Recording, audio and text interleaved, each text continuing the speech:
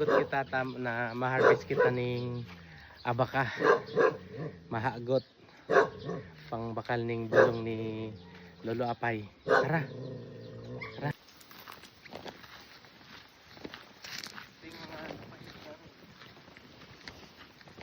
Taging. Yan ay mga kape.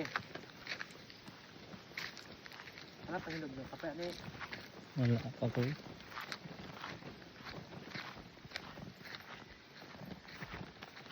Pero may mga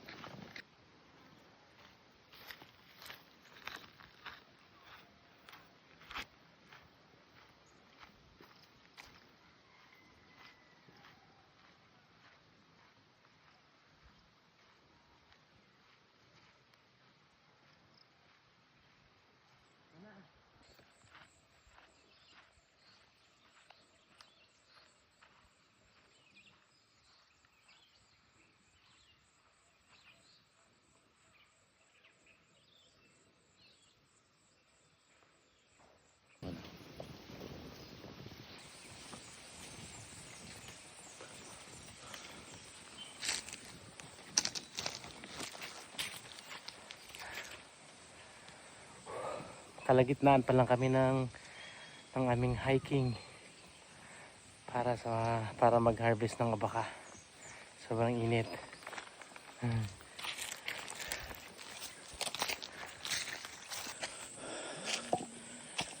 Hi guys. Nasa kapihan tayo ngayon. Ito yung mga langka namin. Nasa ilalim tayo ng mga kape, kakao, langka.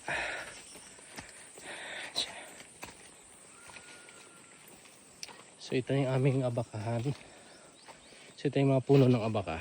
Ayan. So ang puno ng abaka ay kasing tulad lang siya ng puno ng saging. Pero yung pinaka fiber niya mas matibay kaysa sa saging.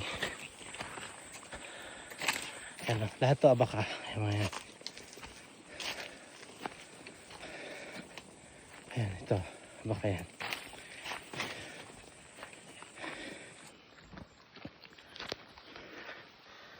Dito na tayo sa pwesto kung saan kami naghahagot ng abaka. Dito na yung aking eldest brother. Nag-start na siyang maghagot. Papakita ko sa inyo kung paano. Ayan siya. Ayan siya. Ayan.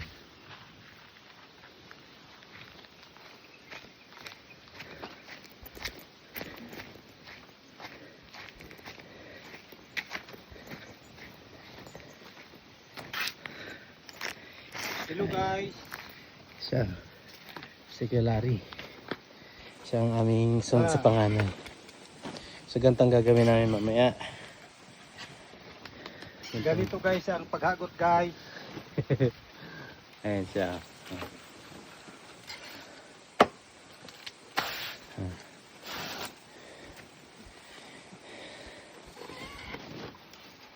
Isang hilahan lang, dahil mo nadudublehin. Kaya hindi. Balog yan eh. Ah, okay. Ano siya? Ito yung tapos no. Yun yung pinaka. Yan yung pino. Oo. Yan.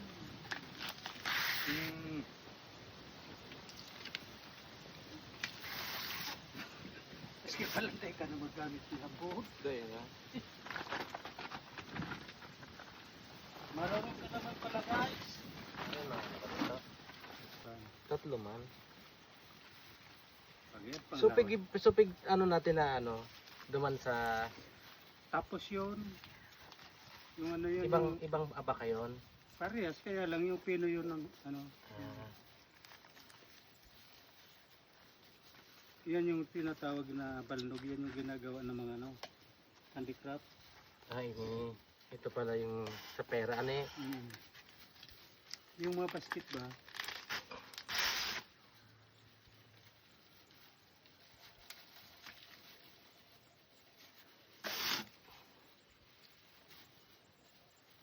Pwede ka man duman sa malimpoy da.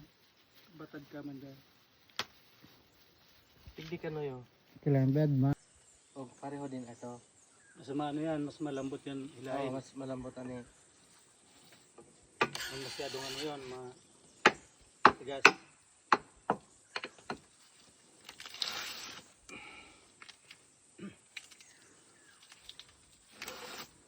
Kailangan nagsasalita ka man pag para mainggan nyo yung mga manonood kayo. Ano na lang, idadab na lang natin. Para ma-focus tayo dito sa... Ganyan na sana nga niya ako naghagot. Dikit naman yata masyado. Pag-iwalayin mo nga. Ayun eh. Ayan. Sige, sige pa. Ayan.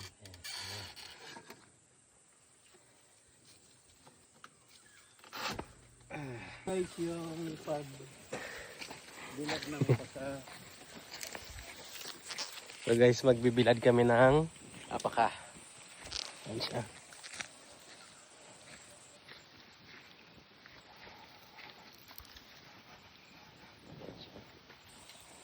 Ganyan lang yan. May tuyo na yan. Oh, lakas ang hangin. Ano, init eh. Ayan.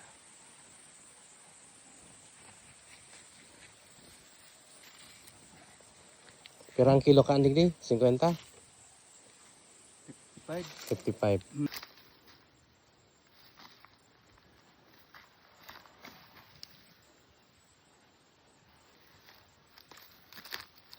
Ganito guys, pagbilad ng apaka.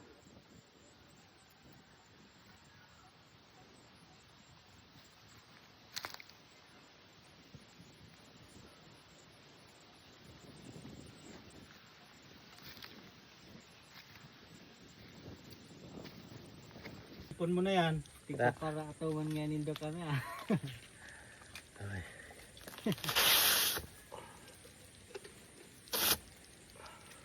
Mabasa yung cellphone mo. Ayan. Ano naman yan eh. So remove na natin to. Huwag mo didikitin ng ano. Oo. Huwag bibitawan makagat yung ano, yung kamay mo.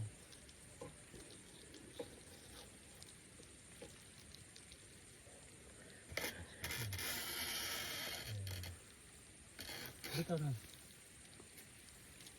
Pilihon mo sudah mulag doon sa ibong. Basta ka ka.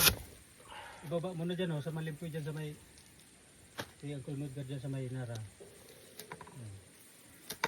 Sabagay kung may sirungan man ito kundi kung makasabot ang init na tudaan.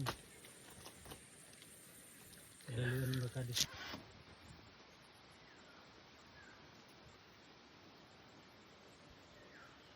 May pahinga ka muna dyan. Di ka naman nakaturog ka sa bangya.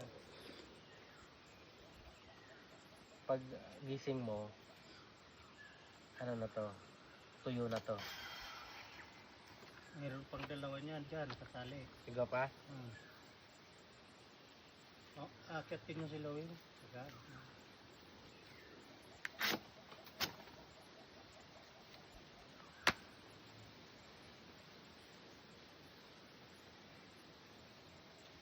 Guys, kailangan makaipon na pangbili ng gamot at pamasahe pauwi ng Cavite. Wala nang pamasahe pauwi.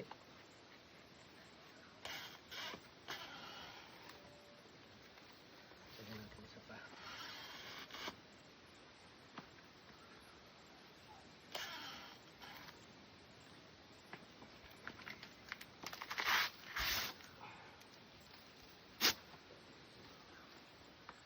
Ayan.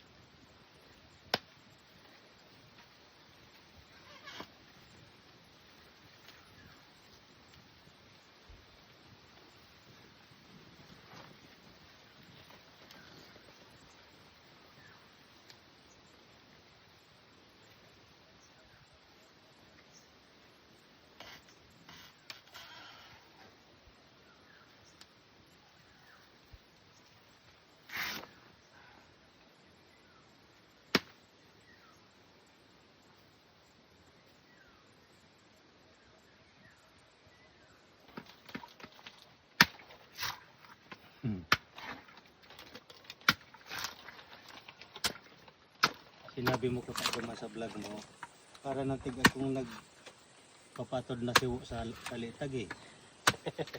Hindi naman na sana.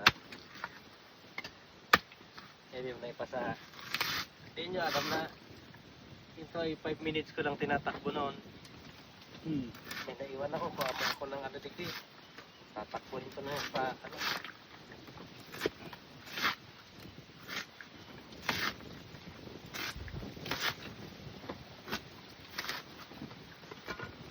Kaya dito ako ano, gumaling tumakbo eh.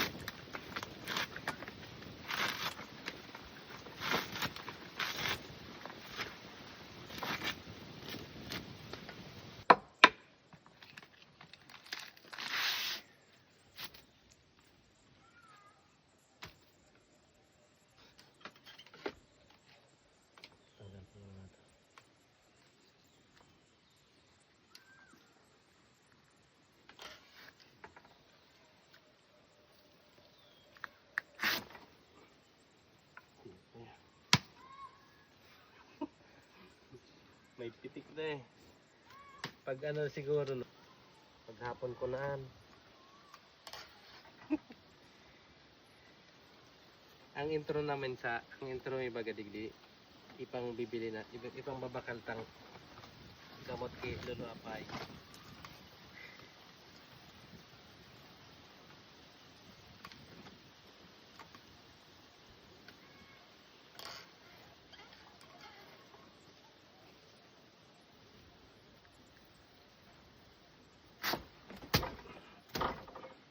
Ay, nalimutan ko, ginigitna mo pala na.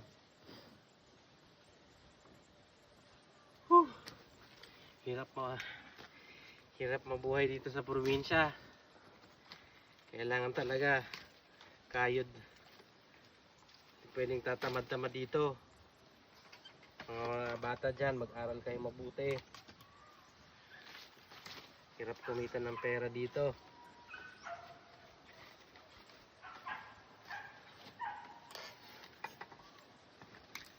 Pamasahe ito pauling Cavite.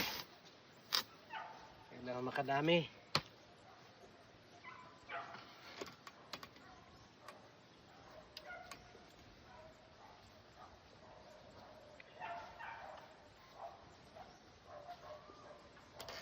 Ito, parang guwang nagsusunog.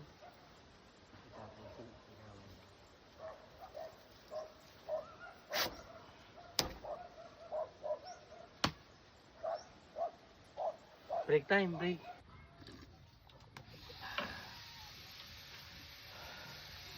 Guys, na lahat ng mga naaglot namin. I-deliver na namin sa bukas para magkaroon kami ng pera. Napagod kami kaya mag-merienda muna kami ng ay kamote at kamoteng kahoy gabi at masarap na kaping barako. Tara, kain tayo. Sarap. Yung kamote.